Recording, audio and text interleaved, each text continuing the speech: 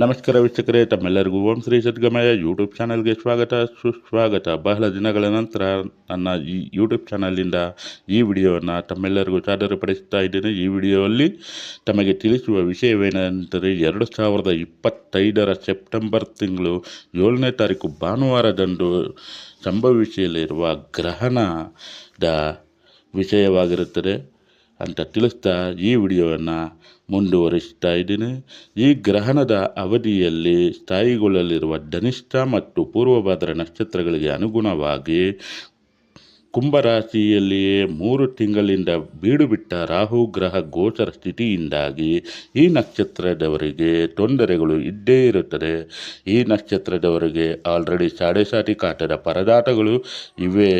ಇದರಿಂದ ಆರೋಗ್ಯ ಸಂಬಂಧಿ, ಉದ್ಯೋಗ, ಪಾಲುದಾರಿಕೆ, ವ್ಯಾಜ್ಯ, ಕೋರ್ಟು, ನಷ್ಟ, ದಾಂಪತ್ಯ ಬಿರುಕು, ಮಕ್ಕಳಲ್ಲಿ ಕಿರಿಕಿರಿ, ಸಹೋದ್ಯೋಗಿಗಳ ದ್ವೇಷ ಈ ಕುಂಭ ಮತ್ತು ಮೀನರಾಶಿಯವರಿಗೆ ಒಕ್ಕರಿಸಬಹುದು.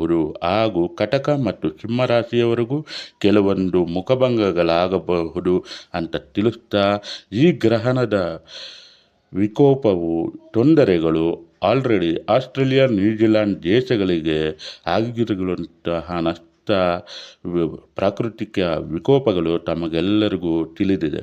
ಇನ್ನು 10 ತಿಂಗಳ ಅವಧಿಯವರೆಗೆ ಯಾವುದೇ ವೇಳೆಯಲ್ಲಿ ವಿಪರೀತವಾದ ಪ್ರಾಕೃತಿಕ ವಿಕೋಪ ತರಬಹುದು.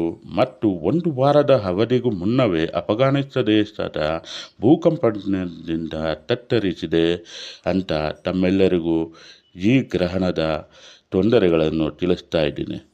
ಮತ್ತು ಕುಂಭ, ಮೀನ, ಕಟಕ ಮತ್ತು ಸಿಂಹರಾಶಿಯವರು ಈ ಗ್ರಹಣದ ತೊಂದರೆಗಳಿಂದ ಪಾರಾಗಲು ರಾಹುಪೀಡ ಮತ್ತು ಚಂದ್ರಪೀಡ ಸ್ತೋತ್ರಗಳನ್ನು ಪಠಿಸುವುದರಿಂದ ತಮಗೆ ಈ ಸಮಸ್ಯೆಗಳಿಂದ ಹೊರಬರಬಹುದು ಅಂತ ತಿಳಿಸ್ತಾ ಈ ವಿಡಿಯೋನ ಮುಗಿಸ್ತಾ ಇದ್ದೀನಿ.